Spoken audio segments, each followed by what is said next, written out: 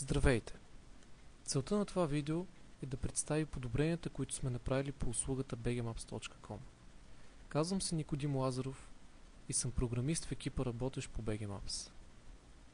Нека да започнем от началната страница. Избираме си град – София. Така се попада на страницата с картата, където сме се постарали да запазим стария интерфейс и да го обогатим с по-удобна функционалност.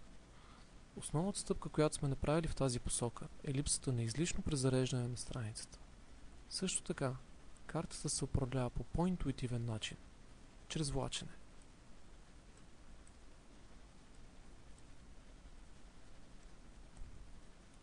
Картата може да бъде управлявана и чрез стрелките в навигационното поле.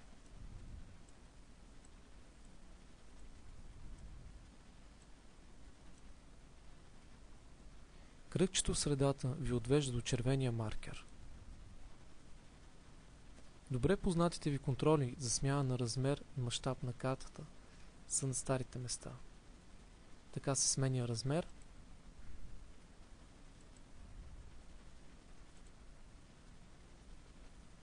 и така мащаб.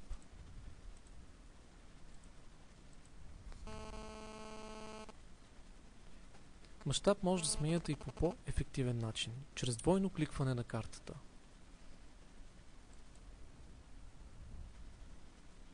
Това е много любима моя функционалност, защото е изключително интуитивна. Може да се отиде на картата на България и оттам да се вмъкнем във всеки град, където има по-подробни карти. Да се опитаме да стигнем до Пловдив.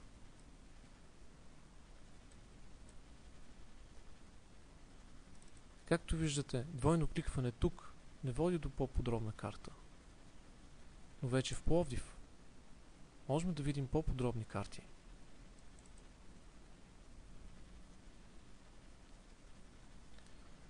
Overview-то също е на старото си място, като отново може чрез едно кликване да отидете на съответната точка. Допълнителна опция е местенето на малкото прозорче, така че да може да го разположите на удобно за вас място.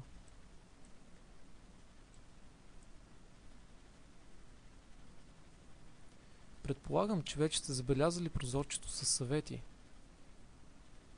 Там ще намерите полезна информация за това как може да боравите с услугата. Лесно може да видите други съвети, като просто изберете следващото.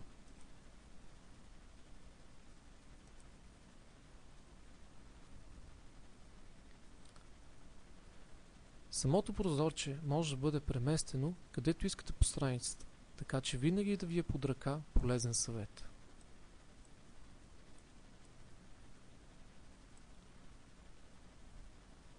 А също така може и да го затворите, ако просто не ви е необходимо.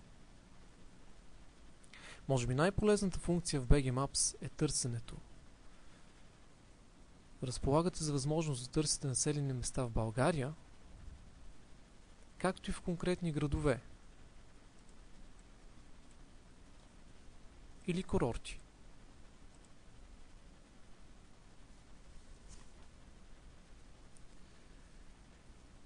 Нека да пробваме тази функционалност. Да потърсим Васил Левски в София.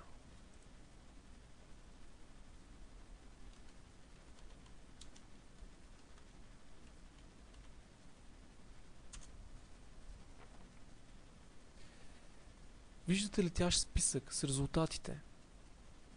Надявам се забелязвате, че резултатите включват както адреси, така и конкретни обекти. Ако не виждате търсеното от вас, тогава може да затворите прозореца и да подновите търсенето. Иначе, просто штръкнете на това, което търсите и ще отидете на точното място. Червеното кръгче ще ви покаже конкретно къде е то. Друга много удобна услуга е намирането на най-близки обекти. Да кажем, че търсите забележителности в София.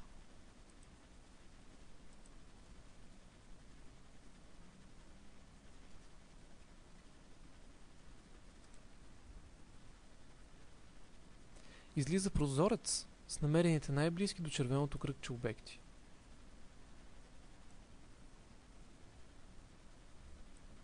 Върху картата също може да забележите отбелязани тези обекти. Ако позицията на червеното кръгче не ви харесва и искате да я смените, щръкнете веднъж на картата. Списъкът и обектите автоматично се презареждат. По този начин може да смените отправната точка на вашето търсене.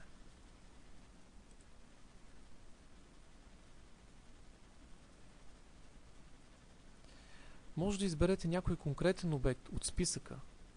По този начин картата ще се центрира на него и линийката, свързваща обекта с кръгчето, ще се актуализира.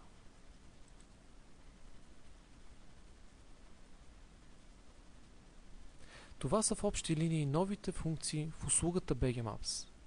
Надяваме се тя да е удобна и полезна за вас.